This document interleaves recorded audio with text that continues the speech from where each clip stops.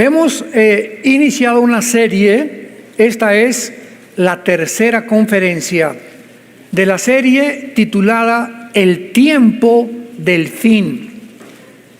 Ya hubo 2 conferencias que compartí en la iglesia de Toluca, esta es la tercera conferencia, para que puedas tú comenzar a entender claramente en los tiempos en que vivimos, y más que nada es una ayuda teológica, escatológica, principalmente a todos los estudiantes serios, dedicados, perseverantes en la palabra de Dios.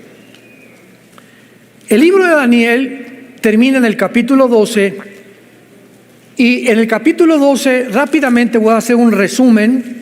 Comienza diciendo el primer versículo, que es la clave: en aquel tiempo se levantará Miguel, el gran príncipe que está de parte de los hijos de tu pueblo, y será tiempo de angustia, cual nunca fue desde que hubo gente hasta entonces. Pero en aquel tiempo será libertado tu pueblo, todos los que se hayan inscritos en el libro. El capítulo 12, Daniel, después de compartir visiones en el capítulo 2, capítulo 7, capítulo 8, capítulo 10, capítulo 11 y culminando con el capítulo 12, él ha hablado durante todo el libro del tiempo final. Todas las profecías del libro de Daniel están apuntando hacia los últimos 7 años del final de las profecías de Israel, no de la iglesia. Porque hay un tiempo final para la iglesia y hay un tiempo final para Israel.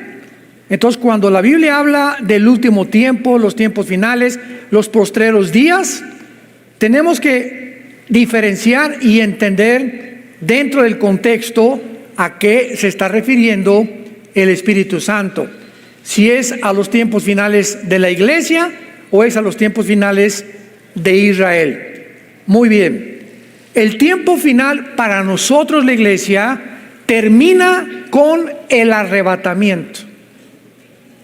En cuanto millones de personas desaparezcamos del mundo, en ese momento la iglesia desapareció y nos vamos al cielo. Mientras tanto pasan 7 años aquí en la tierra, que se llama la 70 semana de Daniel, o los últimos 7 años que Dios le dio a través del ángel a Daniel en el capítulo 9 del libro de Daniel. Entonces nosotros estamos en el cielo, donde Dios nos va a preparar y Dios va a condicionarnos y Dios va a poder seleccionarnos mientras estamos en el cielo y en la tierra pasan los 7 años de la tribulación. ¿Quiénes de nosotros vamos a gobernar en el milenio? Entonces va a ser una prueba tremenda allá arriba. Dice 2 Corintios 5 el apóstol Pablo que vamos a ser responsables de todo lo que hicimos mientras estábamos en el cuerpo. Desde luego desde el momento de la conversión, porque todo lo que tú hayas hecho antes de ser convertido, traficante de drogas, prostituta, transgénero, borracho, parrandero, jugador, abortaste 10 veces, no importa lo que hayas hecho antes de convertirte, estás sepultado en el océano. Ya no hay nada del pasado que Dios tenga contra ti ni contra mí. Es desde el momento de nuestra conversión que comienza a contar nuestras obras, las que hayan sido motivadas por el amor a la iglesia de Jesucristo, por el amor a la verdad, por el amor a la predicación de la palabra. Entonces es importante porque cuando dice en Daniel 12, en aquel tiempo, esta palabra tiempo es Enrique, T de tío, H, apúntalo ahí en tu Biblia. Por eso siempre les digo, dichosos los que traen su Biblia, o si no, apúntalo ahí en tu mano, no sé, un pedazo de papel, pero por favor ya tómale amor a la palabra. Esta palabra es una de las palabras que se usa para el tiempo, que se traduce en el griego kairos, O sea, es el sinónimo en el griego de kairos. ¿Cuál es el tiempo kairos? El tiempo específico. Lo explico. Hay dos tiempos en la Biblia de Dios. El tiempo cronos, cronológico, de enero, febrero, marzo, abril, mayo. Agarras tu calendario, 2024, voy a hacer mi agenda cronológicamente, voy a decir qué hago en mayo, qué hago en junio, etcétera, etcétera. Ese es el tiempo cronos. Pero el día de tu cumpleaños es un día especial de todo el año, ¿correcto? Ese día es kairos. El Día de las Madres es un día especial para ellas, aunque todos los días deben ser Día de las Madres, es el tiempo kairos. En Navidad el 24 es un tiempo especial donde aprovechamos para ganar almas y para hablar de Cristo y darnos regalos. Es un tiempo kairos. Entonces el tiempo kairos es un momento específico escogido por Dios. Cuando Cristo nació, Gálatas capítulo 4, en la consumación de los tiempos, Dios levanta a una mujer, María, para que nazca su hijo. Cristo nace en el tiempo kairos, en un momento especial de la historia. Entonces, cuando dice Miguel, en aquel tiempo, Miguel está relacionando del versículo 40 del capítulo anterior de Daniel al versículo 45, donde Daniel 11, 40 al 45, se está hablando de las últimas guerras del anticristo. Y el anticristo entra a la guerra cuando los primeros 3 años de la tribulación no va a haber guerra. Va a ser un tiempo supuestamente de paz, va a firmar un tratado, les va a permitir a los judíos reconstruir el templo, pero exactamente cuando el anticristo entre al templo judío, al lugar santísimo, y ponga en el lugar santísimo para los judíos la abominación desoladora que Daniel menciona, que significa una imagen de él. No sé si va a ser de inteligencia artificial, o va a ser un robot, o va a ser algo que pueda manifestar y claramente que parezca que tiene vida, pero cuando él ponga esa imagen, desde ese momento comienza la persecución más cruel, más sanguinaria de toda la historia contra los judíos y contra el pueblo cristiano que en aquel tiempo se haya convertido durante la tribulación. Entonces, cuando dice Miguel, en aquel tiempo, está hablando exactamente de los últimos 3 años y medio de la tribulación. ¿Me van siguiendo? Muy bien. Ahora, veamos algo importante antes de pasar a corroborar esto, que esta frase que se usa, en el libro de Daniel, se usan 2 frases. Por favor, apúntenlas, estudiantes de escatología que les interesan las profecías bíblicas. Hay 2 frases en todo el tiempo de Daniel que se tradujeron el tiempo del fin o los postreros días. La primera es Ketz, con Q de queso, U, E de Enrique, T de tío, S de Samuel. Ketz, así como suena. Y después, E de Enrique, T de tío, Et, que fue traducido el tiempo, kairos, o el tiempo del fin. O sea, un tiempo específico. Y la otra frase es Acharit Yom, tal como suena. Acharit, con CH. Yom es con Y, que se traduce días muchas veces. Esto se tradujo como los postreros días. Muy bien. Vayamos rápidamente al libro de Deuteronomio, capítulo 4, y veamos en el versículo 30 que ya se había profetizado que Israel iba a atravesar en el futuro un tiempo de tribulación, o que se conoce también en Jeremías 30 como tiempo de angustia para Jacob. Dice Deuteronomio 4, versículo 30, cuando estuvieres en angustia, les dice Moisés, le está hablando al pueblo de Israel, y te alcanzaren todas estas cosas, observen, si en los Acharit Yom, si en los postreros días, O sea, si en el tiempo del fin para Israel, ¿cuándo es? En la gran tribulación. ¿Cuándo es los postreros días para Israel? En los 7 años finales de la tribulación, donde nosotros no vamos a estar. Si en ese tiempo de angustia, en los postreros días, te volvieres a Jehová tu Dios y oyeres su voz, porque Dios misericordioso es Jehová tu Dios, no te dejará, ni te destruirá, ni se olvidará del pacto que le juró a tus padres. Aquí hay una promesa para Israel, que hay muchos judíos durante los últimos días del mundo, de la gran tribulación, donde la iglesia ya no va a estar, y va a haber un avivamiento tremendo, y van a morir como mártires, de acuerdo a Apocalipsis 7, vio Juan a todos los mártires de la tribulación. Dios le dice a los judíos que todos los que se conviertan en la tribulación van a formar parte del reino milenial. Entonces, no todos los judíos se van a salvar, como tampoco no todos los gentiles se van a salvar, solamente aquellos que hayan puesto su confianza en Jesucristo. Veamos esto en Isaías capítulo 26, que es otro pasaje que nos habla claramente acerca de esta promesa de Dios. Isaías 26, versículo 20 y 21. Anda, está hablándole a Israel.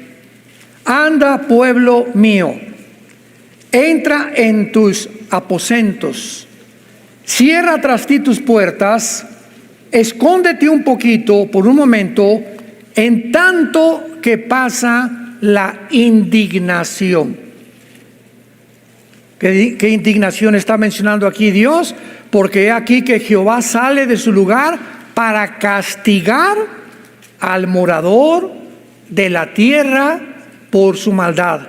Escúchenlo, directores de las Naciones Unidas. Escúchenlo todos los políticos y todos los que en este tiempo ya están tomando partido, América o Chivas.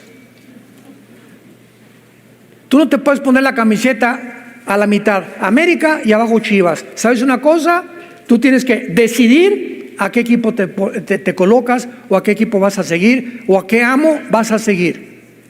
Y este es el tiempo impresionante que una película como esta del El Sonido de la Libertad haya causado tal conmoción en el mundo, que todos comienzan a preguntarse, las televisoras cristianas, todos los de la derecha, ¿verdad? Todos los que estamos del lado de la familia, de la ética, de la moral, de los mandamientos de Dios, de que estamos en contra de todo lo que no es más que dos géneros, y los que están en contra, y se están levantando compañías, te repito, como Disney, compañías de coches, compañías de televisoras, de radio, partidos políticos. No pasen esa película, inmediatamente se colocan, ya se pusieron la camiseta. Estamos a favor de la pedofilia. Increíble. Jesús dijo: he venido a traer espada. Y nunca como ahora la humanidad está siendo dividida, donde ya nosotros claramente estamos viendo quién es quién, por la forma que apoya a ciertas tendencias en el mundo actualmente. Y eso es lo que va a determinar tu futuro eterno. Anda, pueblo mío, entra en tus aposentos, escóndete mientras que pasa la indignación, porque Dios va a castigar al morador de la tierra por su maldad contra él. La tierra descubrirá la sangre derramada sobre ella, más de 15 millones, 20 millones de abortos. ¿Escuchaste? Más de 15, 20 millones de abortos. Se legalizó el aborto en 1973 por el Tribunal Supremo de Estados Unidos.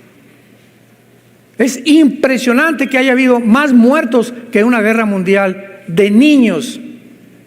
Y sigue siendo el objeto de Satanás ahora, echar a perder a una criatura, traumar a una criatura, violar a un niño de 8, 5, 6 años de edad, como en la película, eran niños menores de 8 años. Y los venden como si fueran prostitutas, como si fueran mercado, como si fuera a 5 el kilo de aguayón. Impresionante. Y ves cómo los llevan, los guardan y cómo los convencen y se los arrebatan en los mercados y los están en la frontera, se los llevan y nadie vuelve a preguntar por ellos y están en el mercado del tráfico de niños humanos, vendiéndolos a pedófilos, a psicópatas, sociópatas, que van a tener su castigo en el infierno algún día, porque tienen que pagar por eso algún día. Esas personas ya no son humanos. Escucha esto, ya no son animales. Aquí estamos el humano, aquí está el animal. Nunca un animal viola a un bebé. Un perro nacido, un león a un leoncito, jamás. Estas personas han descendido un nivel más bajo que los animales. Ya no son animales, son monstruos. Es la palabra y el término que los puede definir, monstruos. Porque se han deshumanizado completamente. Veamos ahora estos términos en el libro de Daniel, capítulo 2. Vamos a comenzar el capítulo 2 de una forma rápida, para que veamos que todos estos términos, Ketz, Et, Acharit, Yom, se usan en el libro de Daniel siempre apuntando hacia el futuro. Dice Daniel 2, versículo 28.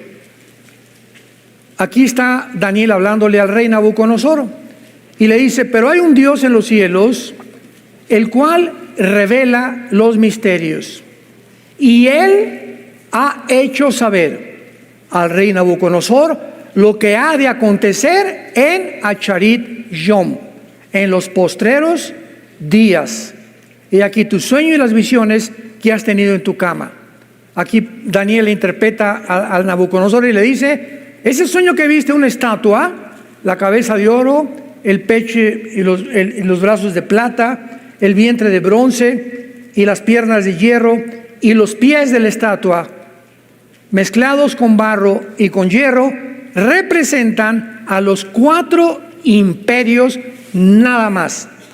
Desde hace 2600 años que se escribió Daniel hasta la segunda venida de Cristo, solamente bíblicamente habrá 4 imperios que van a gobernar el mundo.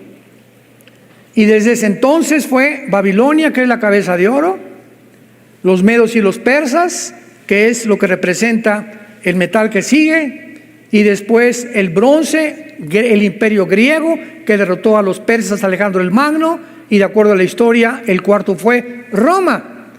Y Roma se representa con las 2 piernas porque Roma se divide.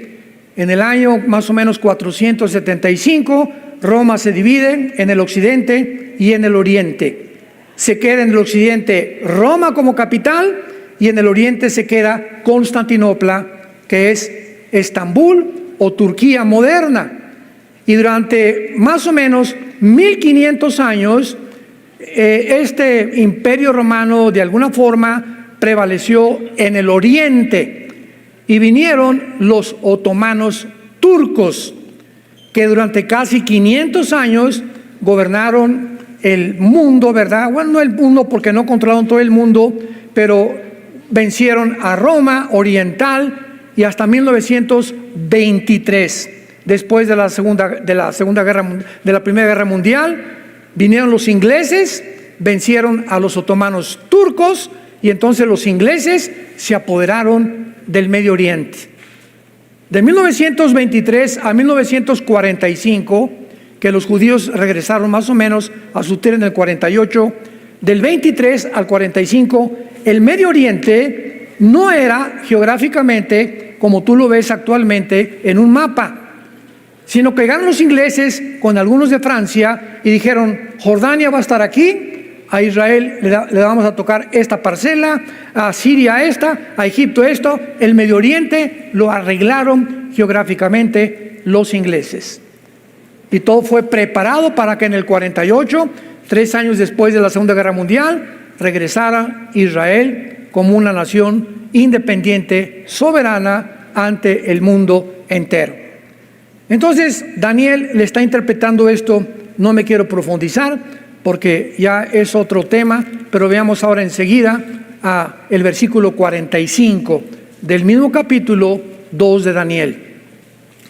Y ya al final de esta explicación, Daniel le explica y le dice al rey Nabucodonosor, Daniel 2:45, de la manera que viste que del monte fue cortada una piedra, no con mano, la cual desmenuzó el hierro, el bronce, el barro y la plata, que son los metales que formaban la estatua, y el oro, el gran Dios ha mostrado al rey lo que ha de acontecer a Charit Yom en lo porvenir. En otras palabras, cuando esta visión de la estatua la vio Daniel, de repente una piedra golpeó contra los dedos de la estatua en los pies. Y estos 10 dedos de la estatua que descienden de Roma, ¿quiénes son las dos piernas? El Imperio Romano. Pero el Imperio Romano tuvo el territorio de Europa, norte de África y el Medio Oriente, recuerdan. El Imperio Romano tuvo Europa, no solamente Europa, el norte de África y el Medio Oriente. Entonces, si se dividió entre el occidente y el oriente, y hay 5 dedos acá y 5 dedos allá, el último gobierno mundial, escuchen esto con mucha atención, de acuerdo a las Sagradas Escrituras, se formará un G10. Cuando oigan o oigamos que se reúnen 5 naciones del Medio Oriente y 5 naciones de Europa para formar una confederación política de 10 naciones, no es hasta que esta confederación se forme que de una de ellas saldrá el cuerno pequeño, que en Daniel 7 se le llama el anticristo. Así que es inútil especular que el anticristo es fulano de tal, que es el papa, que es el príncipe de España, que es por acá, que es el rey de Inglaterra. Es inútil estar con estas hipótesis y especulaciones que no tienen ningún sentido. El mundo no va a conocer ni va a saber tampoco quién es el anticristo, y gracias a Dios, porque yo no lo estoy esperando a él, estoy esperando al Mesías. Y nadie aplaude. Estamos esperando a Jesucristo, gloria a Dios. Ven Jesús.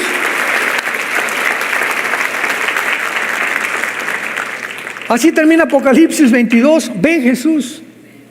Y los que tienen sed, vengan y beban del agua de la vida gratuitamente. Ven Jesús, es el anhelo diario. Señor Jesús, yo anoche le decía a las 3, 4 de la mañana, Señor Jesús, te estamos esperando. Pero mientras vienes, úsanos para seguir ganando las almas. Tenemos que tener pasión por las almas perdidas, pasión por la verdad, porque esta es la hora de los valientes, esta es la hora de los Davides, esta es la hora de los guerreros y de las guerreras de Dios. Para esta hora naciste, quiero que sepas, porque es el tiempo más precioso de toda la historia cristiana, porque somos la última generación en ver las profecías bíblicas y esperando a Jesús en el aire. Veamos otro.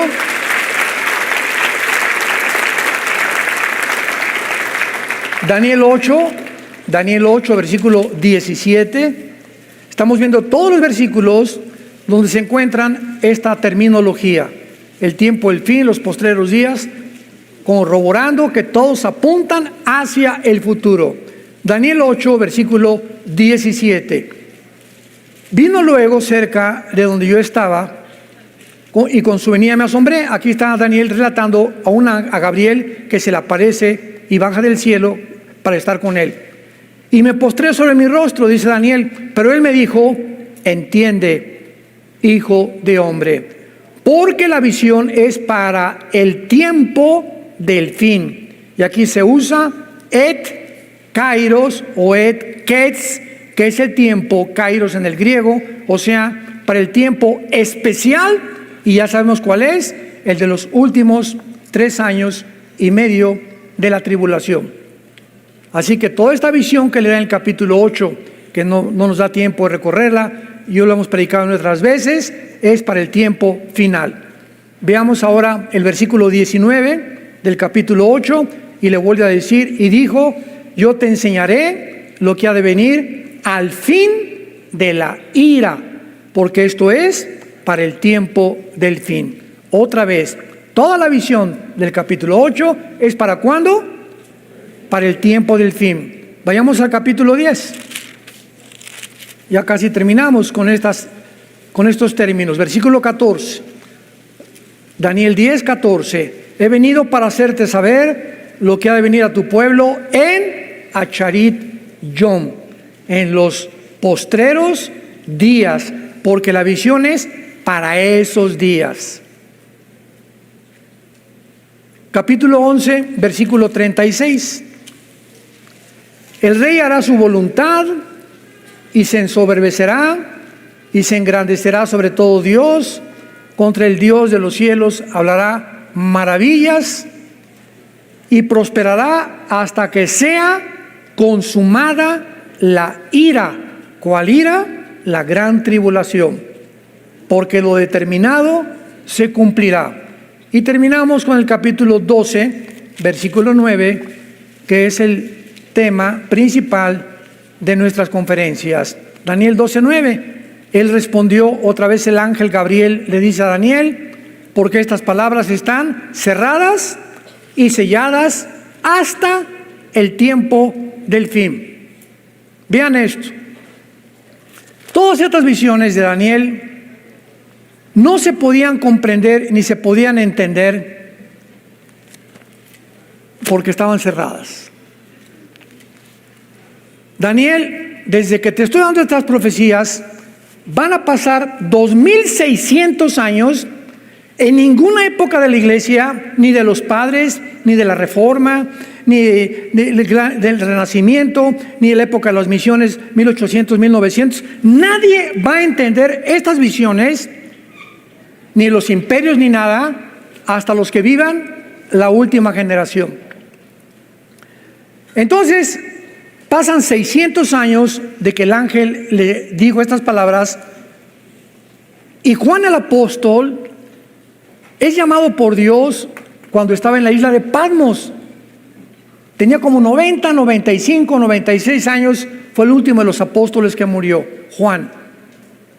Y tiene una visión, Juan, donde Cristo se aparece glorificado enfrente de él, con los ojos como, ¿verdad?, con una vista como de bronce bruñido, el pelo blanco como la lana, con un vestido largo como el lino fino, un cinto de oro, los pies como bronce bruñido, etcétera, etcétera. Y entonces Cristo le revela a Juan el Apocalipsis, y aquí pasa algo muy interesante. Escuchen esto. A Daniel se le ordena sellar las palabras hasta el tiempo del fin, pero Dios le dice a Juan, esto que te voy a decir, no lo selles. Y por eso el libro del Apocalipsis, ¿cómo comienza el Apocalipsis? ¿Cómo comienza diciendo el Espíritu Santo el Apocalipsis en el capítulo 1 y cómo escribe el apóstol Juan? La revelación de Jesucristo que Dios le dio para manifestar a sus siervos las cosas que deben, ya no está el tiempo del fin, ¿verdad?, que deben suceder, que eso pronto. Y la declaró enviándola por medio de su ángel a su siervo Juan, que ha dado testimonio de la palabra de Dios, del testimonio de Jesucristo y de todas las cosas que ha visto. Bienaventurado el que lee y los que oyen las palabras de esta profecía y guardan las cosas escritas, porque, ¿no oigo? El tiempo está cerca. Pregúntate ahorita, oiga, esto fue escrito hace 2000 años. Ya han pasado 2000 años. ¿A qué se refiere con que el tiempo está cerca? O sea, cuando le dijo el tiempo está cerca, ¿le estaba diciendo el año que entra? ¿O en 5 años? No, de ninguna manera. Ya estaba entendido por el libro de Daniel. Lo que Cristo le estaba diciendo a Juan al dejarnos el Apocalipsis, el tiempo siempre está cerca para todos los seres humanos, porque ¿a qué edad morimos? ¿80? ¿85 los más fuertes? Ruth Coffey, la misionera que nos recogió a mi esposa y a mí, que está en Cuernavaca, cumplió 97 años la semana pasada. Una mujer de Dios, Ruth Coffey, la honramos y oramos siempre por ella. Pero nadie llega ya a los 85, 90, y el momento de tu muerte, el tiempo llegó para ti, para ti, para ti, para ti. Eso es lo que significa, el tiempo está cerca, porque el día de tu muerte entregas tus cuentas a Dios. La vida es bien corta, tenemos una sola vida, una sola, para vivirla. Escoge tú a quién quieres servir, pero yo en mi casa serviremos a Jehová. Escoge. Llegó el tiempo de la hora.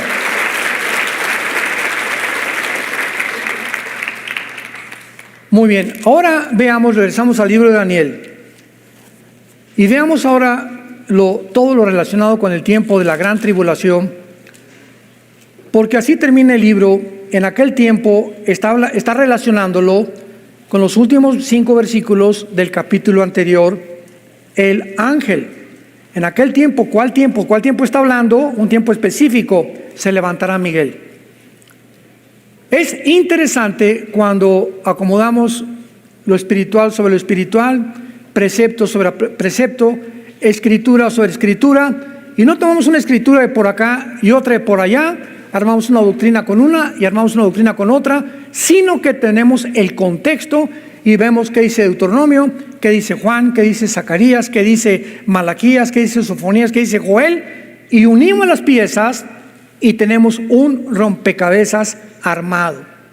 Y así es como se traza la palabra de Dios. Requiere diligencia, perseverancia, entrega, dedicación, pero más que nada, disciplina. Veamos ahora claramente de qué forma la Biblia nos muestra que desde el Antiguo Testamento, como en el Nuevo Testamento, ya se estaba describiendo o enseñando los postreros días que serían de angustia. Por ejemplo, el arcángel Miguel le dice, en aquel tiempo, o sea, el tiempo en que el anticristo, porque vean cómo termina Daniel 11, versículo 44 y 45. Vean cómo termina Daniel 11, 44 y 45, está hablando del anticristo. Pero noticias del oriente y del norte lo atemorizarán. Saldrá con gran ira para destruir y matar a muchos, y plantará las tiendas de su palacio entre los mares y el monte glorioso y santo, mas llegará a su fin y no tendrá quien le ayude. ¿A qué tiempo se refiere aquí el Espíritu Santo del anticristo? Al final de la carrera del anticristo, a los últimos 3 años y medio que le quedan. Esto nos habla que el anticristo, después de firmar el tratado con los judíos, no va a vivir en Israel. Posiblemente se vaya a Irak o a la región de la antigua Mesopotamia, significa entre 2 ríos, que era Irak y Siria, que es la zona geográfica en la que estaba dividida el Medio Oriente en la antigüedad, en el Antiguo Testamento. Entonces parece que el anticristo va a estar en Irak, porque en esa zona, Irak, Arabia Saudita, Kuwait, se va a levantar el centro comercial más grande del mundo en los próximos meses, en los próximos años, que termina en Apocalipsis 18, ¿se acuerdan ustedes? La ramera en el capítulo 17, el gran centro comercial en el capítulo 18 del Apocalipsis, donde todos los reyes de la tierra van a negociar y nadie ahí va a comprar sin estar marcado con el 666. Todos los que quieran comprar en el centro comercial, entonces el anticristo va a llegar el tiempo en que muda, dice aquí, y entonces plantará las tiendas de su palacio entre el monte glorioso que es Jerusalén. El anticristo muda sus cuarteles generales a la ciudad de Jerusalén, que es ya el final de su carrera. Como lo sabemos, porque estando él en Jerusalén, noticias del oriente lo atemorizarán, tal vez como dice Apocalipsis 16, del 12 en adelante, y vi a los reyes del oriente que venían a la guerra del Armagedón, mientras el anticristo está ahí en el valle del Meguido. Todos los que fuimos a Jerusalén hace algunos días, Es impresionante el Valle del Meguido. Ahí Napoleón Bonaparte dijo: aquí será la Tercera Guerra Mundial. Así lo expresó Napoleón Bonaparte antes de morir, cuando estaba en el Valle del Meguido en Israel. Entonces ahí va a ser la Tercera Guerra Mundial, el Armagedón. Entonces la Biblia está hablando en aquel tiempo, es los tiempos finales del anticristo. ¿Se fijan cómo vamos hilando? Para ir determinando en qué tiempo está hablando la Biblia. Ahora vamos a corroborarlo con Apocalipsis 12, que esto ya confirma de una forma indubitable, inequívoca, que está hablando de los últimos años del anticristo y de la gran tribulación. Apocalipsis 12, versículo 7. Después hubo una gran batalla en el cielo.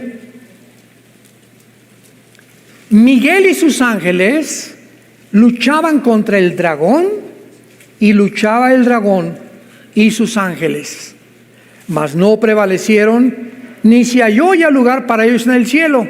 ¿Por qué en Daniel 12 dice: y se levantó Miguel? Porque el arcángel Miguel está puesto como protector de la nación de Israel. Es el arcángel más grande de los ángeles de Dios, con el título y el rango más elevado, el que está encargado de proteger a Israel a través, desde que Abraham, Jacob, Isaac fundaron la nación. Y entonces vino Egipto primero, la primera opresión, después vino Asiria contra Israel, Babilonia, Medo-Persia, Grecia, Roma, y a través de todos estos imperios los judíos sobrevivieron. Desaparecieron todos los demás tribus que había, ¿verdad?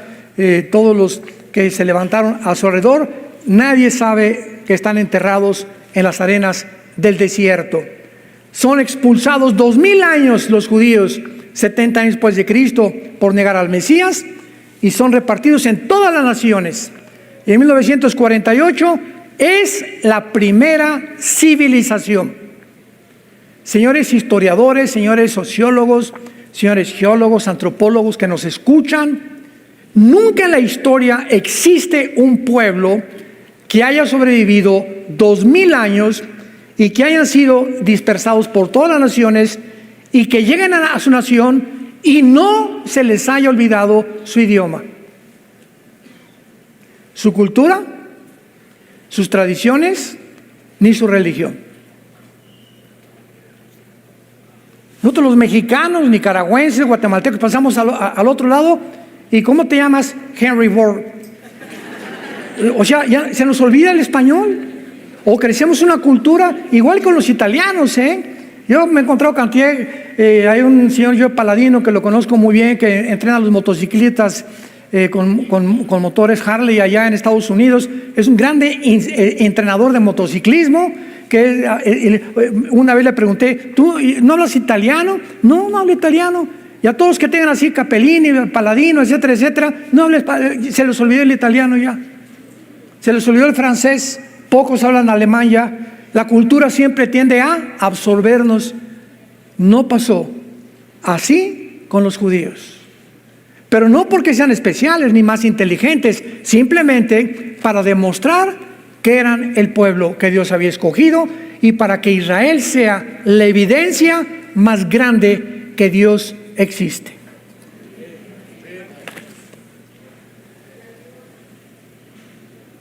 La nación de Israel es la evidencia más grande que Dios existe. Y no estoy diciendo Dios ama a los árabes igual que a los judíos.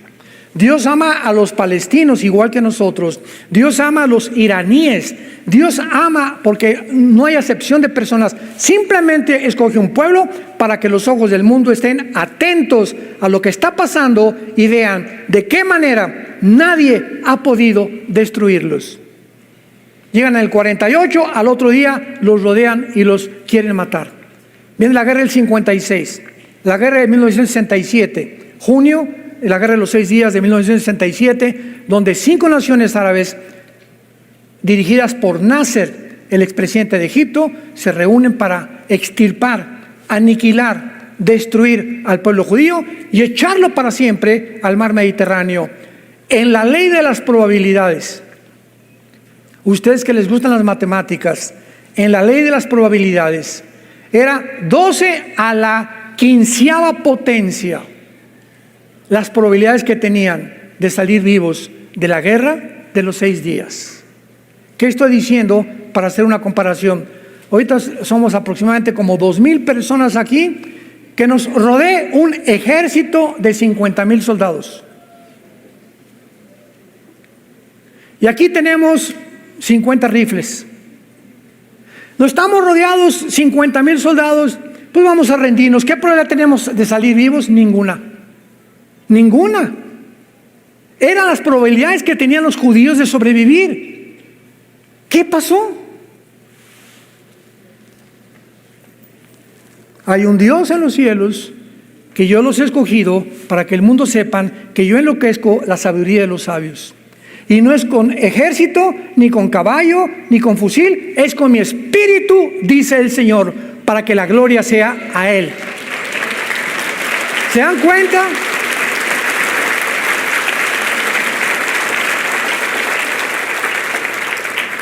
El 2 de junio se levantan 7, 8 pilotos judíos, se suben a sus aviones y ellos, sabiendo que los árabes a las 6:30 o 7 desayunan, a las 5:30 o 6 de la mañana vuelan sobre Egipto y arrasan con toda la aviación de Egipto. Ni un solo avión dejaron. Se fueron sobre Siria, se fueron sobre Egipto. En 3 días, las 5 naciones árabes no tenían un solo avión. Qué grande es, Señor. Una vez que ellos dominaron el aire, era más fácil dominar la tierra. Bueno, a los 6 días nada más duró la tierra, estaban en la península del Sinaí, reconquistaron la ciudad de Jerusalén y tomaron las colinas del Golán y la franja de Gaza y el banco oriental que es Cisjordania, en menos de 6 días. Adivinen por qué terminó en 6 días. Porque el séptimo tenían que descansar. Parecía una ironía, ¿no? Bueno. Y porque el arcángel Miguel está de parte de ellos. Y va a llegar el final en la gran tribulación, donde después hubo una gran batalla en el cielo. Y está hablando del tiempo del arcángel Miguel de Daniel 12:1. Es la misma batalla. Se levantó el arcángel Miguel, el que está de parte de los hijos de Israel, y fue tiempo de angustia. Es el tiempo que estamos viendo en Apocalipsis 12. Pero no prevalecieron, ni se halló lugar para ellos en el cielo. O sea, en la gran tribulación va a haber una batalla para decidir quién se viene a la tierra. Y entonces es derrotado Satanás y sus ángeles, y Satanás, Lucifer y sus ángeles y sus demonios, en los últimos 3 años y medio de la semana 70 de Daniel, de la gran tribulación, son arrojados a la tierra. Si ahorita hay maldad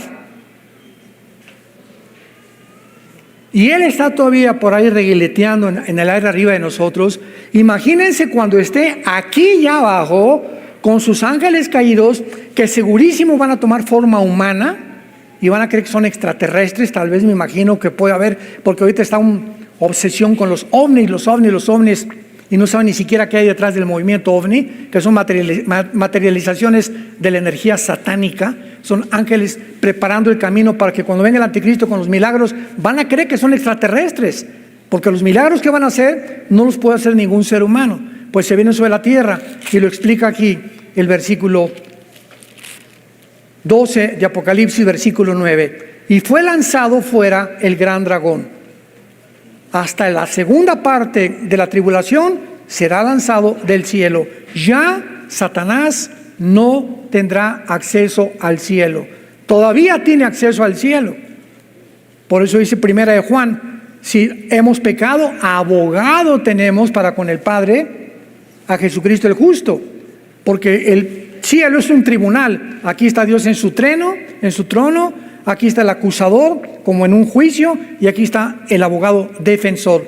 El acusador es el diablo. La palabra Diablo significa acusador. Satanás significa enemigo. Su nombre no es acusador ni enemigo, su nombre es Lucifer. Entonces tú pecas y viene Satanás acusándote. Ve a Paquito lo que hizo antier, y esto y el otro, y ya viste lo que hizo Carmelita, y ya viste que se fue con otra mujer, y ya viste que están fornicando, y está viendo películas pornográficas. Y en ese momento Cristo, dice Hebreos, que vive para interceder por nosotros, no puede hacer nada. Y le abre la puerta de tu casa a los demonios, a tu vida, a tu mente. Y comienzan a atormentarte y comienzan a provocar problemas en tu casa, con tus hijos, con tus nietos. Se te viene una bandada como no te imaginas, y Cristo está así cruzado.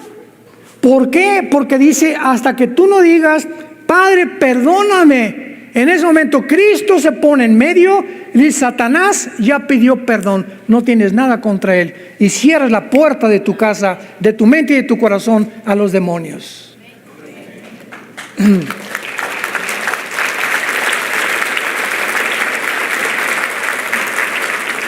Hermanos, ¿han entendido ustedes la guerra espiritual ya? En la que estamos enfrascados. Ten cuidado cuando pecas. El que esconde sus pecados no prosperará. Si tú escondes lo que tú has hecho y no lo has confesado ni te has arrepentido, no puedes prosperar y Dios no puede meter las manos de lo que te pase. Mas el que los confiesa y se aparta, alcanza misericordia. Dice primera Samuel capítulo 5, a muchos hombres esconden sus pecados y a otros se les descubren después, porque no pueden quedar ocultas las malas obras ante aquel ante cuyos ojos estamos abiertos y desnudos delante del Padre. A Dios nadie se puede burlar de él. Y si los confiesas, la sangre de Cristo nos limpia de todo pecado. ¿Por qué la corta vida? ¿Por qué, escúchame? ¿Por qué la corta vida que tenemos la vas a vivir miserable? Por estar escondiendo este pecado y creyendo que te va a ir mejor robando, defraudando, fornicando, viendo películas, etcétera, etcétera, engañando a tu prójimo. ¿Por qué crees que te va a ir bien? No te puede ir bien.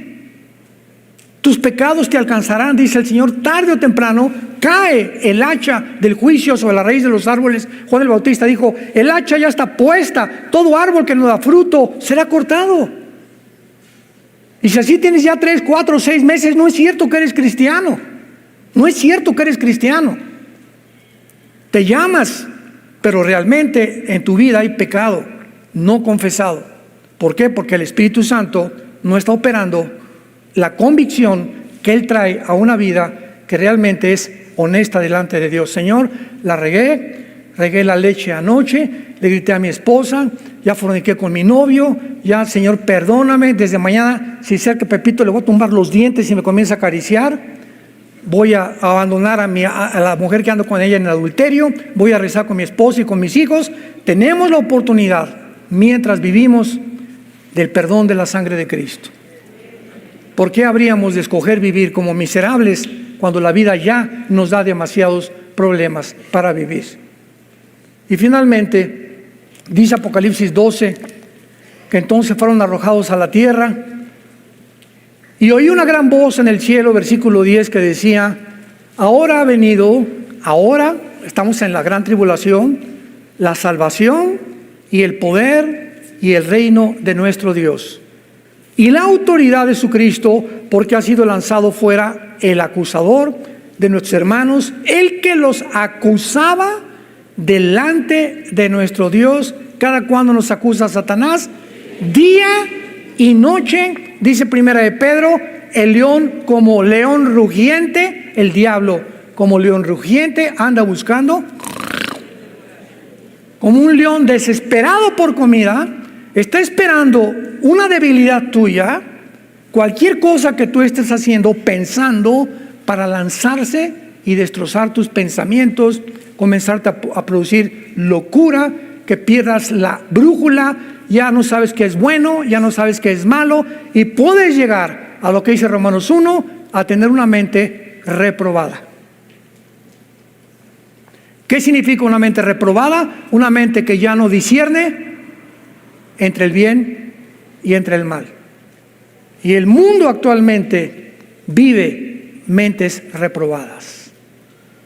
Cuando comenzó el movimiento, tú no eres niño, eres niña, hay 3, 4, 5 géneros, inmediatamente discernimos los cristianos, todas esas personas ya tienen una mente reprobada, ya perdieron la brújula. Ya no saben qué es hombre, qué es mujer, ya no saben qué es bueno, qué es malo. A lo malo le llaman bueno, a lo bueno le llaman malo. Y comienza como un tsunami el diablo a propagar estas filosofías y estas ideologías para que la demás gente lo acepte como normal. Y cuando ya el público lo acepta como normal, es cuando dices, es una generación perversa y maligna. Para terminar, hace algunas semanas les conté, hace un tiempo, me mandaron un video como de 50 adultos completamente encuerados. Ya ni tanga traían, en bicicleta. Lo pueden, anda por ahí circulando. Desfilando en una calle de Estados Unidos, y cantidad de gente con sus niños de 4 o 5 años de edad,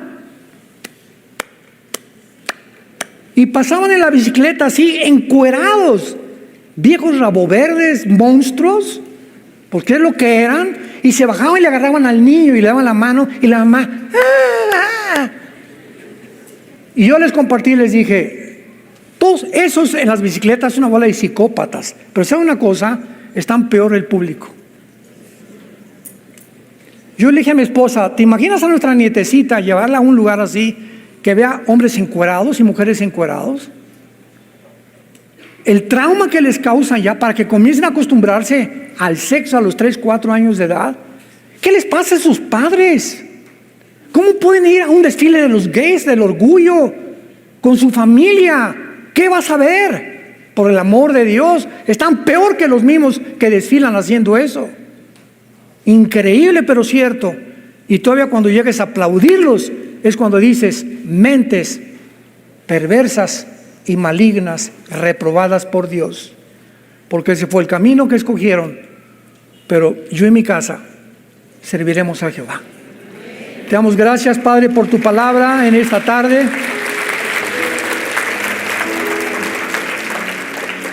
Gracias, Dios y Padre de Jesucristo, que fue crucificado, enterrado y resucitado a los 3 días, y el cual está sentado a la diestra del Padre en las alturas, viviendo actualmente para interceder por nosotros, para defendernos de las acusaciones, para cuidarnos, protegernos con sus ángeles que día y noche acampan alrededor de los que le temen. Riquezas, honra y vida son la remuneración de la humildad y el temor de Jehová. Gracias, Señor, por tan grande salvación. Es la hora de levantarnos, de despertar ante el mundo que nos rodea, que se está pudriendo a nuestro alrededor. Ya huele a basura donde quiera que volteamos. La humanidad como loca, y millones de personas aprobando las cosas que son ya en contra de la misma lógica, en contra de la misma razón, en contra de la misma ciencia, en contra de la misma biología. El mundo enloquecido. Es un mundo desarticulado, es un mundo rebelde, por lo cual tú tienes que juzgarlo en los 7 años de la tribulación. En esta tarde Dios te da la oportunidad que vengas a la cruz.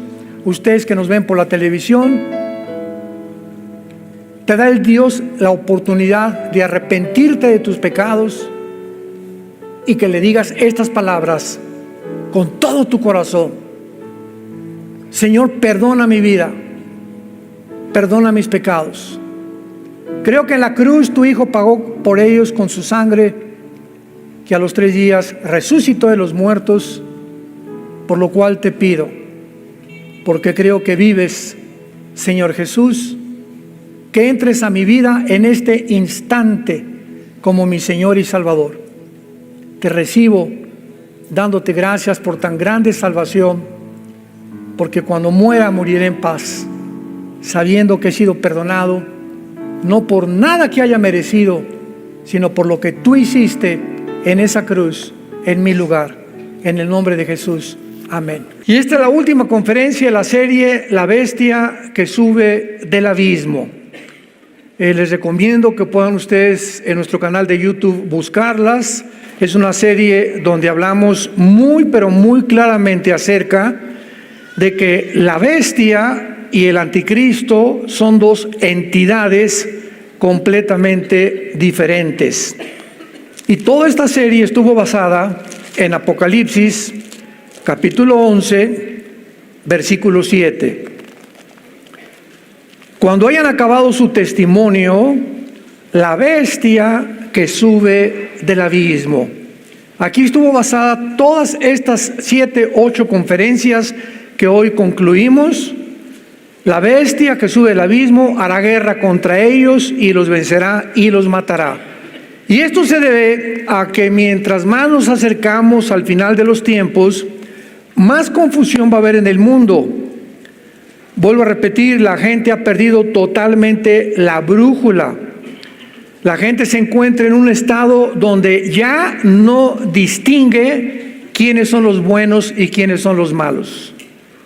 Ahora viene el diablo con todo su poder para culpar a los buenos como malos y a los malos como buenos. Porque esa es la estrategia, confundirnos, que perdamos la brújula y que cuando alguien nos pregunte, oye, ¿tú qué opinas de esto? ¿Qué opinas de aquello? Digamos o contestamos lo que los medios de comunicación nos han tratado de influir. Porque los medios de comunicación en su mayoría están influidos, o la energía del mundo, por Satanás. Y el cristiano es la persona que está consciente que hay un mundo a nuestro alrededor, invisible, que no es físico, no es terrenal, que tiene una influencia tremenda sobre nosotros todos los días y que de alguna manera, si no estamos conscientes de esta influencia y de esta energía, podemos comenzar sin que nos demos cuenta a ser sacados del camino hasta perder completamente el timón de nuestro barco. Y cuando iniciamos esta serie, en un resumen rapidísimo, vimos claramente que esta bestia que sube del abismo es una entidad de un principado satánico. En el Antiguo Testamento, todo esto ya lo vimos, les recomiendo que lo vean en las series anteriores, solamente para concluirlo y resumirlo. En el Antiguo Testamento pudimos estudiar, sobre todo en Daniel capítulo 10, que existen principados en todos los imperios que han surgido en la historia: el imperio asirio, babilonio, egipcio, medo-persa, griego, romano, en Alemania nazi, en Italia fascista con Mussolini, en Europa la mayor parte del siglo XX con el comunismo. En fin, ha habido siempre influencias sobre los líderes, porque los líderes, los dictadores, los reyes, los presidentes de las naciones son el principal objetivo de Satanás. ¿Por qué? Porque un líder influye en millones de personas. Y así tenemos naciones que es obvio, ¿verdad? Que el pueblo es precioso. Por ejemplo, Irán. La iglesia más rápida en crecimiento en el mundo está en Irán. E Irán está gobernada por unos líderes completamente criminales. Y así vemos cantidad de naciones en el mundo. Rusia, ¿verdad? Los rusos son lindos también. Los venezolanos son gente linda. Los cubanos son gente linda. Gaza, los palestinos es un pueblo precioso. ¿Quién es el problema? ¿Dónde está el problema? en los gobiernos que se corrompen. Entonces son los gobiernos, no es el pueblo. Y siempre a través de toda la historia, los pueblos de todas las naciones, de los imperios, han sido víctimas de gobiernos totalitarios, dictatoriales, corrompidos, criminales, que lo único que han hecho es explotar al pueblo. Es la historia del ser humano. Porque en cuanto un hombre o un ser humano sube a la silla y se sienta en el trono del poder, se olvida hasta de su mamá. Y comienzan a ser movidos todos, la mayoría, hay muy pocas excepciones, por dos factores principales: el dinero y los intereses políticos. Entonces, es lo que mueve principalmente el corazón, la voluntad, los sentimientos de un líder político, nacional, reyes, etcétera, etcétera. Y cuando vemos nosotros que hay un principado sobre México, sobre Guatemala, sobre Italia, sobre España, nos damos cuenta por qué la Biblia nos dice, 1 Timoteo 2, del 1 al 4, que oremos por nuestros gobiernos, que oremos por Israel, que oremos por los árabes, que oremos por los líderes en el mundo que se encuentran ahorita. ¿Por qué? Porque es nuestra responsabilidad, es la meta y lo más digno que un cristiano puede hacer. Debemos orar porque nuestra oración influye en que esos líderes no se desboquen ni se degraden tanto como lo podrían hacer cuando no existe el poder invisible de la oración, que es un poder que comienza a repeler, a detener, que se desborde la presa y que inunde completamente las mentes de los seres humanos. Todo esto es importantísimo de asimilar y de comprender. Entonces, se acerca el tiempo, lo hemos visto también, vayamos a Apocalipsis 17, donde ya se explica claramente la bestia. Y repito, la bestia no es el anticristo, como lo demostramos en toda esta serie. La bestia va a ser un principado satánico que gobernó un imperio del pasado, que en el tiempo del apóstol Juan, cuando él escribe el Apocalipsis, este principado satánico no existía porque estaba en el abismo, y que sin embargo este principado que se encuentra todavía en el abismo, cuando surge el anticristo, este principado satánico va a ser sacado del abismo y va a entrar a la persona del anticristo y le va a dar, va a hacer su influencia, le va a otorgar sus poderes, su autoridad, para que el anticristo sea una persona sobrenaturalmente inteligente, impresionantemente clasificado, dice en Daniel 8, 23 al 25, va a resolver los enigmas más misteriosos de la historia humana, va a dar respuestas a un mundo que estaba esperando este tipo de Mesías, y el mundo lo va a adorar. Pero no es él, sino la influencia espiritual que mora dentro del anticristo. Y esto lo explica Apocalipsis 17, versículos 7 y al 8, cuando Juan se queda estupefacto, sin entender quién era la gran ramera y de qué forma la bestia iba a estar sometida a la gran ramera, que es el sistema religioso que viene en el mundo entero muy pronto, que va a usar el anticristo para después él quemar a este sistema religioso, hacerlo a un lado y comenzar a gobernar él políticamente y adjudicarse él el nombre de Dios. Se va a llegar el momento en que no va a haber nadie, ya no hay ningún Dios más que yo. Y cuando hablamos de un sistema religioso, esto es importante, no estamos hablando del catolicismo romano, mormones, inclusive del Islam o del hinduismo, Cuando hablamos de sistemas religiosos, desgraciadamente la gente clasifica. Bueno, si es religión, es Dios. Espérame tantito, ¿cuánta ignorancia hay? El budismo es una religión atea. Es un ejemplo. Oye, pero ¿cómo que? Sí, el budismo es ateo. Buda no creía en Dios y está clasificada dentro de las religiones. Entonces, no todas las religiones son de Dios, no, de ninguna manera. Cuando nos hablan, preguntan a nosotros y nos dicen, ¿tú qué eres, cristiano? Ahí me preguntaron muchas veces cuando conseguíamos permisos en las universidades, en el Politécnico, en la UNAM, en la Universidad de Monterrey que estuve, en el sur, en Yucatán, etcétera, etcétera. Pero no nos venga a hablar de religión. Y le dije, la Biblia no es un libro religioso. Y desgraciadamente, los que están en contra de los principios éticos y los valores cristianos, la clasifican como un movimiento religioso para decir, es que la educación tiene que ser laica en los gobiernos, no metan la religión. Y le dije, ¿de dónde sacaron esto? La Biblia es el documento histórico, geográfico, político, numérico, físico, genético, bioquímico, de antropología, paleontología, de genética, con la información y la investigación más profunda que pueda haber en ningún otro volumen de literatura.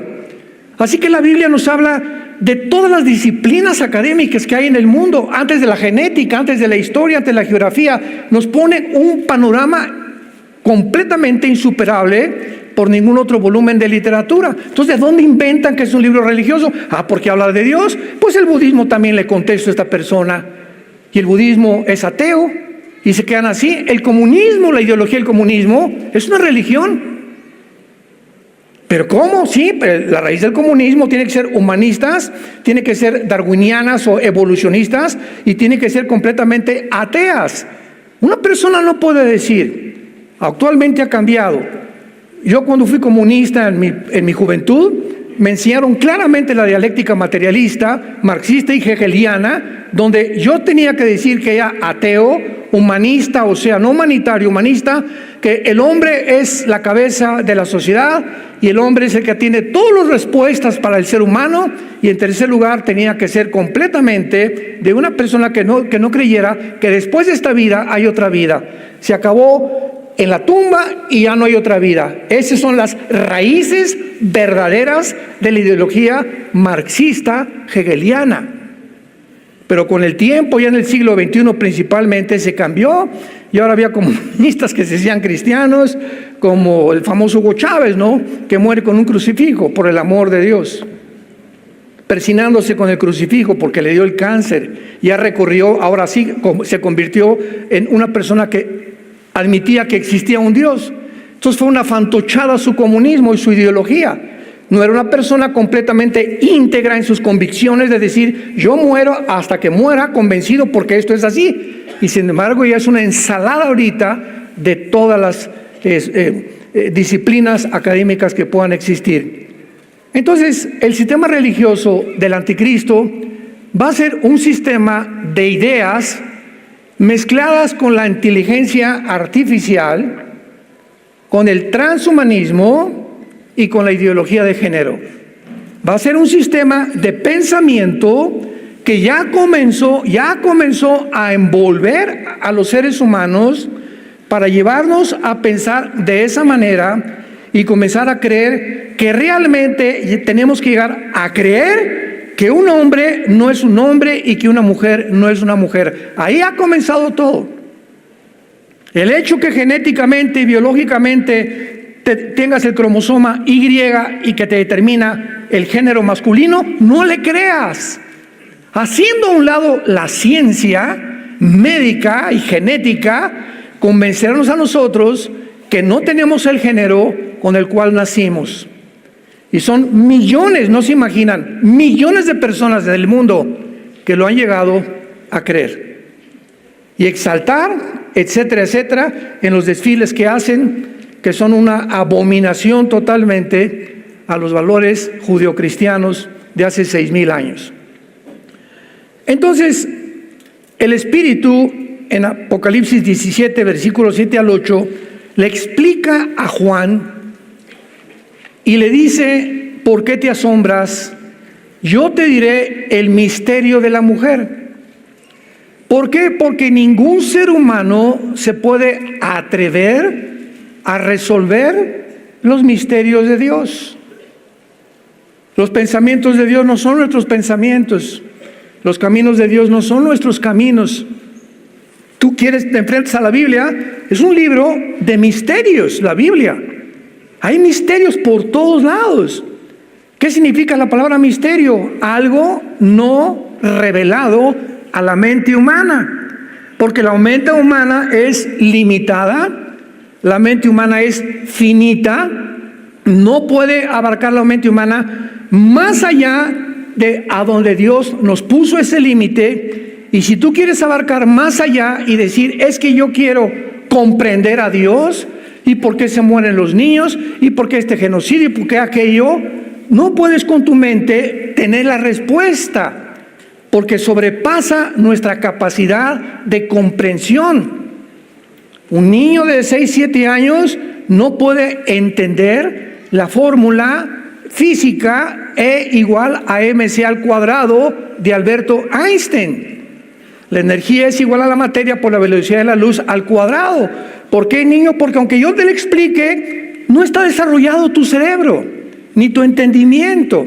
Espérate a crecer a los 18, 20, 25 años tal vez, métete a estudiar matemáticas y física cuántica y vas a entender esto. Y así es la mente humana de los adultos también. Nos enfrentamos en la Biblia con un mundo de misterios. Y esta es la razón por la cual la mayor parte de los que profesaron el ateísmo en el siglo XX acabaron locos, acabaron degenerados moralmente, acabaron en un psiquiatra como el padre del ateísmo, Friedrich Nietzsche, que acabó en un psiquiatra, el pobre, ¿verdad? Porque escribió un libro que se llama Así hablaba el anticristo, y cantidad de libros que los leí como 2 o 3 veces cada uno de ellos, y llegó el momento en que él ya no pudo enfrentarse con respuestas y se volvió loco. Porque esta es la forma en la que la mente reacciona cuando chocas contra algo y te frustras y no lo entiendes, pierdes el reguilete, tus neuronas comienzan aquí adentro del cerebro a emitir como cosas eléctricas y te produce locura. Pierdes el entendimiento, pierdes la razón. Y ahora a lo bueno le llamas malo y a lo malo le llamas bueno, malo o bueno, que es el síntoma más grande cuando un ser humano ha perdido completamente la razón. Cuando ya no distingue entre el bien y entre el mal. Yo te diré el misterio. Fue un ángel el que nos da, o el Espíritu Santo, el que nos revela los misterios de Dios. Nadie más. El misterio de la mujer y de la bestia que la trae, la cual tiene 7 cabezas y los 10 cuernos. Atención, versículo 8. La bestia que has visto, que ha sido el tema de toda esta serie, la bestia era. O sea, en tiempos de Juan, hace 2000 años, esta bestia no existía. Era, o sea, fue en el pasado. Y no es. En el tiempo de Juan tampoco existía. Y está futuro para subir del abismo, que es el versículo Apocalipsis 11:7, donde ya el Espíritu Santo revela la bestia que sube del abismo, matando a los 2 testigos y que comienza a hacer su poder en la segunda parte de la gran tribulación. E ir a la perdición y los moradores de la tierra, aquellos cuyos nombres no están escritos desde la fundación del mundo en el libro de la vida, se asombrarán viendo la bestia que era y no es y será. Y para terminar este resumen rapidísimo, quedamos claramente en estos principios. En la Biblia hay 3 prisiones debajo del mundo. Está el Tartarus, que en 2 de Pedro se tradujo infierno, la palabra ahí es la palabra griega Tartarus, que es donde están los ángeles caídos. La otra prisión que está en el centro de la tierra es el abismo. Y en el abismo están los demonios y están ángeles caídos. Dice Apocalipsis 9 que el jefe del abismo es un ángel llamado Apolión o Abadón, que significa el destructor. Pero los seres humanos, cuando mueren, no descienden ni al Tartarus ni al abismo. Un ser humano, cuando muere en pecado o sin Cristo, desciende a un lugar que se llama el infierno. Entonces, en el infierno no hay demonios, son espíritus humanos nada más. En el abismo no hay seres humanos, son puros demonios y ángeles caídos. Y en el Tartarus están los ángeles que pecaron en el tiempo de Noé, que fueron encerrados en prisiones de oscuridad para ser juzgados más adelante, después del milenio. Entonces, cuando dice la Biblia en Apocalipsis 11:7, la bestia que sube del abismo, inmediatamente asumimos que no puede ser el anticristo, porque el anticristo es un ser humano como tú y como yo. ¿Cómo lo sabemos? ¿Qué acaso no será una computadora el anticristo? ¿Han dicho? ¿O no será un sistema o hasta un imperio? De ninguna manera. ¿Cómo lo sabemos? Porque en Apocalipsis 20 dice que va a ser lanzado al lago de fuego. O sea, una computadora no la lanzas al lago de fuego, ni un imperio. Es una persona como tú y como yo. Tampoco es un robot, ni tampoco va a ser una persona creada por inteligencia artificial que no tenga la responsabilidad de sus emociones y de sus sentimientos y de sus decisiones. Entonces el anticristo tiene que ser un ser humano como tú y como yo, así como Cristo tenía que nacer como un ser humano como tú y como yo para morir en una cruz y pagar por nuestros pecados.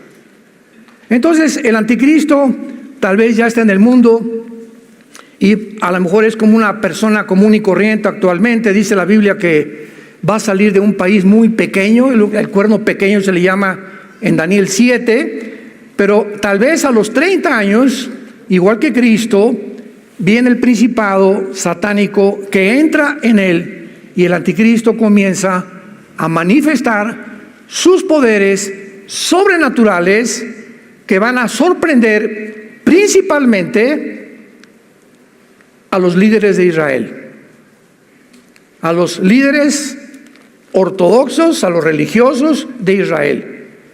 Y ellos van a estar convencidos, los líderes de Israel, que este hombre tiene el poder de cuidarlos, de protegerlos durante 7 años.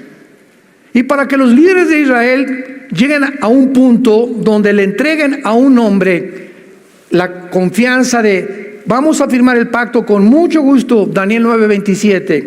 Vamos a firmar el pacto contigo porque nos vas a proteger. Tiene que ser un hombre que anteriormente tenga que haber demostrado su poder en el Medio Oriente.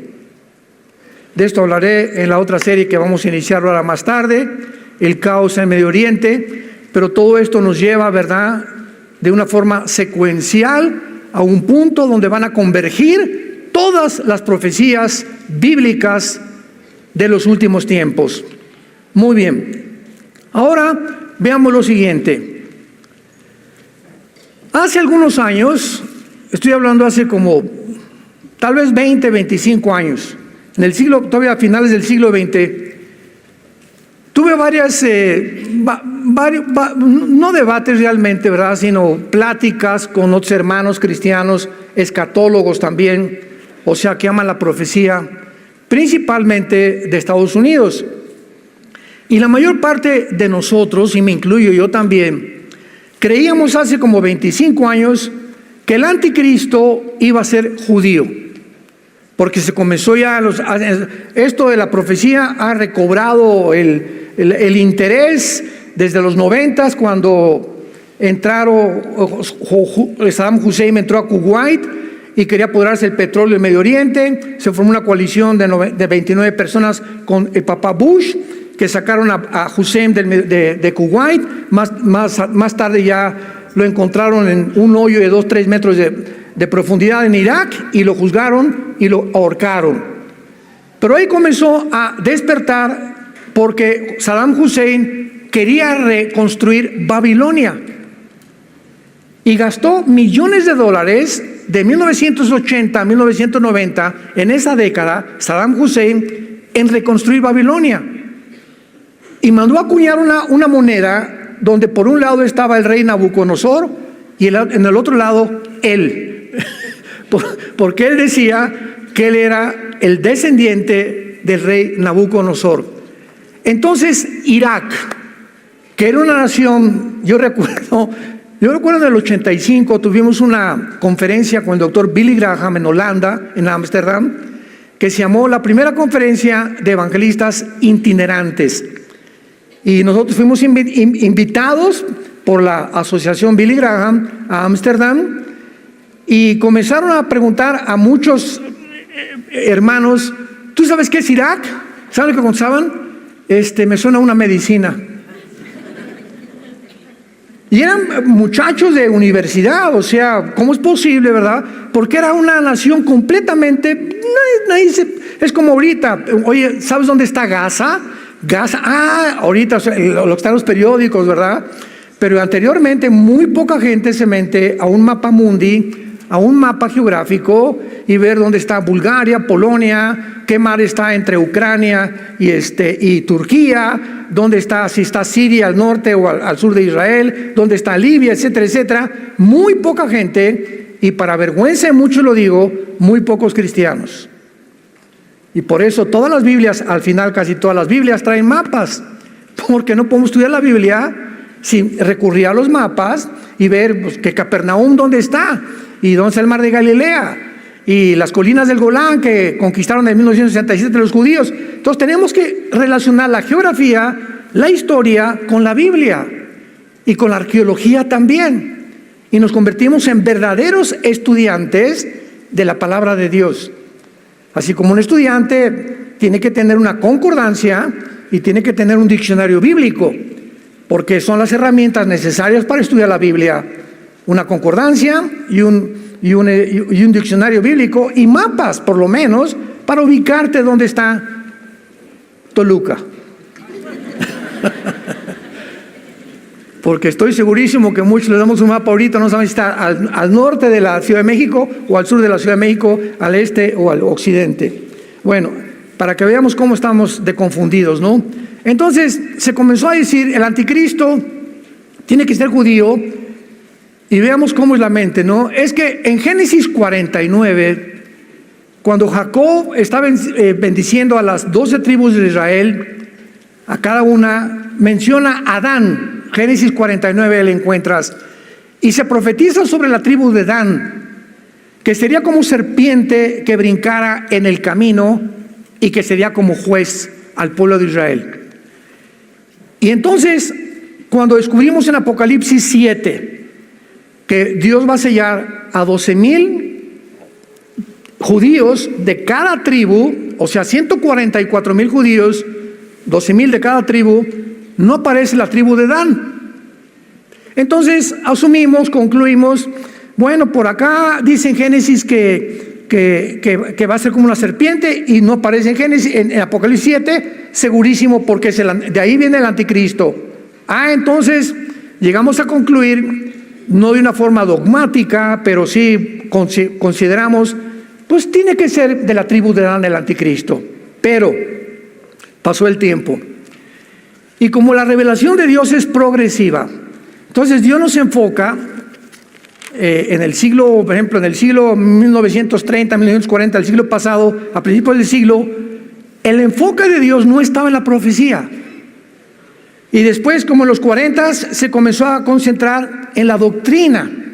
Y entonces comenzaron debates calvinistas, arminianos, etcétera, etcétera. Luego vienen los 80s, 90s, el movimiento carismático, y comienza, que si las lenguas, que si se pierde la salvación. Y el enfoque era en doctrinas principalmente, que se tenían que concluir qué era bueno, qué era malo, si era verdad, si era bíblico, cuánto peso teológico tenía una y cuánto peso teológico tenía la otra. Y no fue hasta 1990, 85, 90, que se comienza por primera vez en toda la historia a dar más énfasis en las profecías bíblicas, porque cuando Hussein dice que va a levantar Babilonia, nos llegó a todos a la mente Babilonia, la segunda ciudad que más se menciona después de Jerusalén en la Biblia. Babilonia, que comienza la civilización en Babilonia, Génesis 10, y termina con Babilonia. Babilonia, Irak, que es la nación de Irak, Babilonia, tiene que ver algo. Y ahora que San José lo quiere reconstruir, ¿no será que se está cumpliendo Apocalipsis 18? Donde Babilonia se convierte en el centro comercial del mundo entero en los tiempos del anticristo. Y entonces como que comenzamos a cambiar el enfoque y a concentrarnos más ahora en las profecías y darle más importancia a las profecías y a rascar más, investigar más diligentemente en las profecías, que la tercera parte de la Biblia son profecías. La tercera parte de este libro es de carácter profético. Imaginémonos nada más. O sea, de cada 3 versículos, uno está relacionado con profecías de la Biblia. Entonces se cambió el enfoque porque comenzamos a descubrir, y vamos a ver a continuación en Génesis capítulo 10, Babilonia, Irak. Vamos a rascar en la Biblia y vamos a buscar dónde anda ahora sí Babilonia e Irak. Y llegamos al capítulo 10 del Génesis y dice la Biblia, versículo 8. Antes de leer, dichosos y felices todos los que trajeron su Biblia, porque se irán en el rapto. Qué tristeza venir el domingo sin Biblia a la iglesia. Qué tristeza.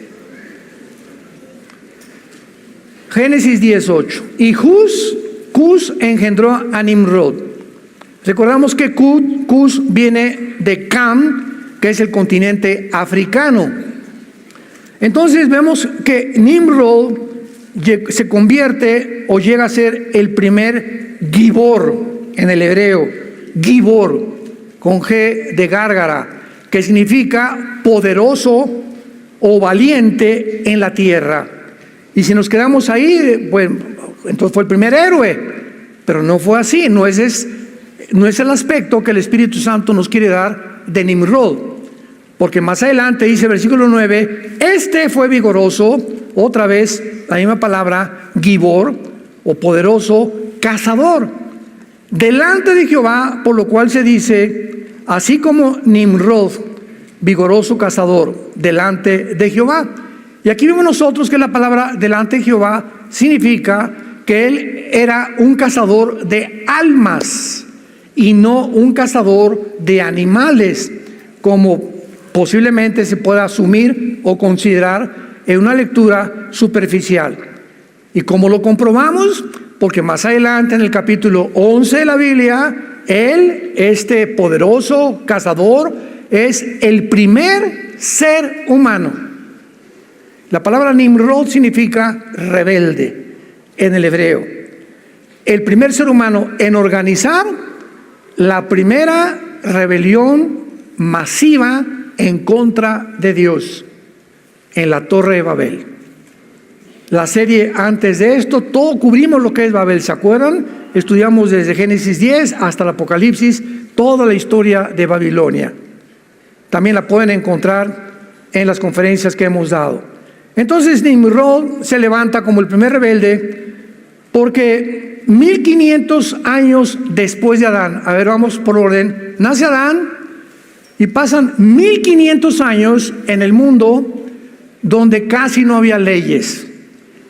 Y el mundo se convierte en un zoológico humano, donde los seres humanos comienzan a mezclarse, hombres con hombres, mujeres con mujeres, con animales, bestialismo, con niños.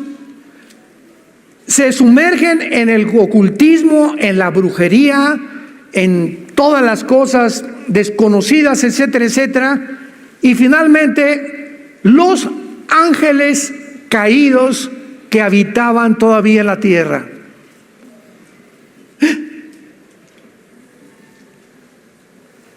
Desde Adán hasta el diluvio, cuando Adán estaba en el huerto del Edén, ¿quién estaba? ¿Un conejito? Satanás, en la forma de una serpiente. O sea, el huerto del Edén estaba habitado antes que Adán y Eva por el mismo Satanás. Y el Edén no era solamente era un campo impresionante. No sabemos hasta dónde llegaba el Edén, ¿verdad? Tal vez todo el Medio Oriente era el Edén. Pero Dios dice que en esta planicie o en este gran territorio, dentro de ese territorio, Él planta un huerto en el Edén. Pero el Edén era toda la tierra tal vez. Y los ángeles caídos, dice Ezequiel capítulo 28, habitaron con Satanás en el huerto del Edén. Pero no era el huerto vegetariano con plantas, era lleno de piedras preciosas, etcétera, etcétera. Entonces Satanás estuvo aquí en este planeta Tierra antes que nosotros. Esto también es clarísimo en la Biblia. Y por eso estaba ahí Satanás cuando pone a la primer pareja en el huerto del Edén. Entonces los ángeles caídos seguramente, ¿verdad? Pues estaban también en alguna parte, no sé, no estaba dividida la tierra en continentes, no se habían separado los continentes como tenemos ahora el continente americano, el continente africano, el continente europeo, australiano, etcétera, etcétera. Casi toda la tierra era una masa de tierra, se separa en los tiempos de Eber, viene las placas tectónicas, tal vez por temblor, no sé qué usó Dios, pero se separaron los continentes y entonces ya comenzó la población en el mundo. Pero en ese tiempo los ángeles caídos tenían acceso y lo podemos ver claramente en Génesis capítulo 6. Vayamos a Génesis 6 para que todo lo comprobemos con la Biblia y no se asusten. Dice Génesis capítulo 6, pongan mucha atención. Hay tantos misterios que todavía no hemos acabado de comprender en la Biblia. Había gigantes, o sea, los Nefilim o los Nefilim en la tierra, y esta palabra Nefilim significa caídos. Y hasta este momento en la historia, no había caído nadie. Adán y Eva pecaron, ¿verdad? Pero los caídos se les nombró a los ángeles que cayeron del cielo, y dice Ezequiel 28 que fueron arrojados a la tierra. Cayeron del cielo a la tierra. Jesús dijo a los apóstoles: vi caer a Satanás como un rayo al mundo. Estaba relacionándolo con la caída. Cuando regresaron de sacar demonios los discípulos estaban muy contentos y estaban muy orgullosos, y les dijo: ¿saben una cosa? No se dejen, yo vi caer a Satanás del cielo a la tierra. Entonces, cuando dice la Biblia había gigantes, dice había caídos, porque la palabra Nefilim significa caídos, si lo quieres apuntar en tu Biblia. Había Nefilim en aquellos días, y también después que se llegaron los hijos de Dios a las hijas de los hombres. O sea, aun cuando en ese tiempo había gigantes, después de lo que pasó del diluvio, siguieron los gigantes tratando de alterar la genética humana, que fue el objetivo principal de Satanás para impedir que naciera la semilla del Mesías. Pongan atención. Y les engendraron hijos. Estos fueron los Gibor, que ya vimos la palabra Gibor, los poderosos, que desde cuándo,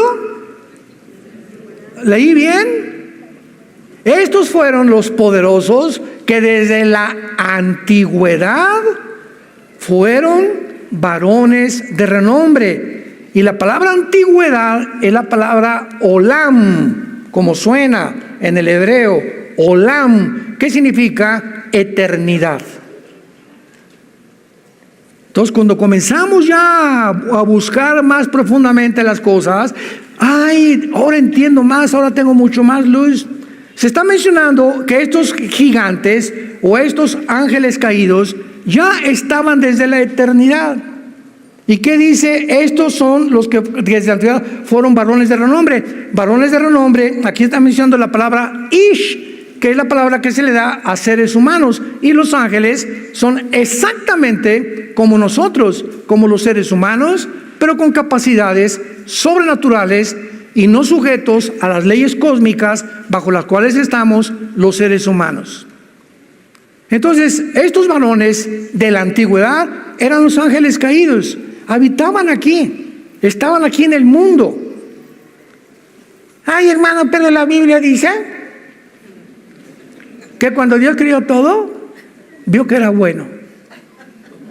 Entonces, ¿cómo pudo? O sea, y son válidas estas preguntas, ¿no? Siempre tenemos que preguntarnos en todas las cosas de la Biblia, porque es un libro de misterios. Pero tenemos que estudiar la palabra y no comenzar a concluir, ¿verdad? Como en las redes sociales. Ay, el hermano dijo esto, el hermano dijo... No son ni teólogos los que critican y comienzan a hablar tantas babosadas que es una vergüenza realmente para poder realmente entender que la palabra de Dios no se puede interpretar de esa manera. Entonces, cuando la Biblia dice que Dios vio que todo era bueno, era a la creación que Él hizo, pero antes de nosotros hubo otra creación. Y los ángeles y Satanás cayeron antes que nosotros. Entonces el pecado existió antes. El pecado comienza con la raza humana, con Adán, pero antes de nosotros hubo una entidad, una familia de Dios que se rebeló contra Dios. La tercera parte se rebelaron contra Dios. Lucifer los encabezó y fueron los caídos y fueron arrojados al planeta Tierra. Y todo el sistema solar que nosotros conocemos, ve Marte, ve Plutón, ve Mercurio, son planetas que parece que fueron bombardeados en el pasado con hoyos, con cavernas, etcétera, etcétera, de una forma terrible, ¿verdad? Inhabitados, y que parece que no fueron creados de esa forma, porque Dios no creó, dicen Isaías 45, que Dios no creó la tierra en vano, la creó para ser ocupada. Entonces, cuando Dios dice que vio Dios que todo era bueno, se refería a la creación, al hombre, las flores, y todo era bueno, no había lluvia, no había pecado, no había maldad, pero la maldad ya existía antes en los seres angelicales. ¿Me van siguiendo? Tenemos que tener mucha atención y ver todo esto secuencialmente para entender la palabra de Dios. Entonces, cuando dice la Biblia que Nimrod comenzó a levantar y a rebelar y a promover la rebelión contra Dios, vemos que habitó en Babilonia, y estábamos en Génesis capítulo 10, los versículos que nos faltaron, versículo 10, y fue el comienzo de su reino, Babel. El primer rebelde, el primer ser humano, el primer líder de maldad en la tierra, ya no Satanás ni los ángeles, fue un hombre llamado Nimrod. Y la Biblia lo ubica donde se encuentra actualmente Irak y Siria. Donde están ahorita las naciones de Siria y de Irak era la región geográfica en el Antiguo Testamento que se describió con el nombre de la tierra de Sinar, la tierra de los babilonios o Babilonia, que corresponde a Irak y a Siria, que ya fueron divididos en el siglo XX, después de 1940, cuando los ingleses dividieron el Medio Oriente y partieron, ¿verdad?, en Cisjordania con Israel y los árabes. Entonces, es importante que veamos esto para que podamos entender la Biblia. Babilonia, pues, es un centro geográfico, o es lo que es ahorita Siria e Irak, de lo más demoníaco que puede haber.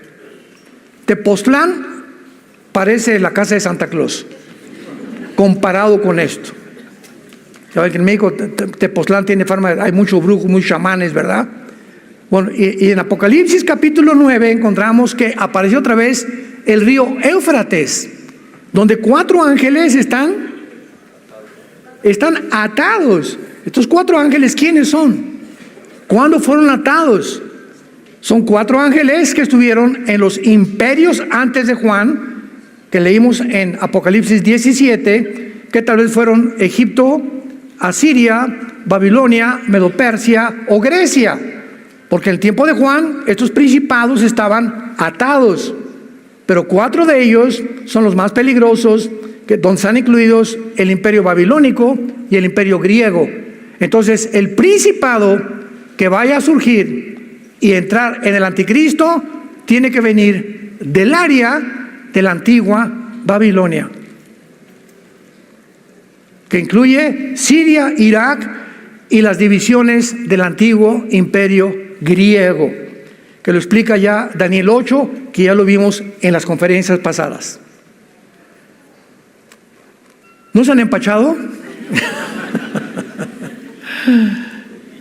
Hay tantas cosas que explicar y le pido a Dios que me ayude para que ustedes me puedan entender. Pero tienen ustedes que tener ya bases, ¿verdad? Y por eso todas las conferencias anteriores, para llegar a esta conclusión, pues tenías que haberlas escuchado.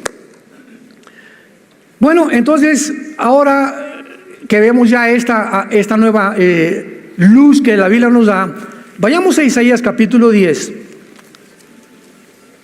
y terminemos viendo de qué otra manera se le llama al anticristo. Porque, como decíamos, se asumió hace algunos años, pues que venía de la tribu de Adán, y también se asumió, y fue casi dogmático lo que les voy a decir. Ahí me enseñaron mis maestros, el anticristo tiene que nacer de Europa. Porque la Biblia dice en Daniel 9, 24 al 27, en la profecía de las 70 semanas, el príncipe que ha de venir, que fue Tito, el imperio romano, y que destruyó Jerusalén, que de ahí viene el anticristo. Sin embargo, cuando ya se estudia más profundamente, el imperio romano no se limitó a Europa. El imperio romano abarcó el norte de África y el Medio Oriente. Pero se concluyó que no, tiene que ser de Europa, pero no necesariamente, ya lo vemos, y cuando comenzamos a rascarle más en la Biblia, Dios nos da más luz y nos muestra claramente que el anticristo no surge de Europa, el anticristo surge del Medio Oriente. ¿Será algo significativo lo que está pasando todo en el Medio Oriente? Antier se juntaron más de 70, 80 líderes árabes en Arabia Saudita, ayer o antier. Más de 80 líderes árabes. Y el presidente de Irán fue el que dijo, la única solución es exterminar a Israel. Emiratos Árabes dijo no. Bahrein dijo no. Marruecos dijo no. Más de 4 o 5 líderes árabes dijeron, no estamos de acuerdo contigo.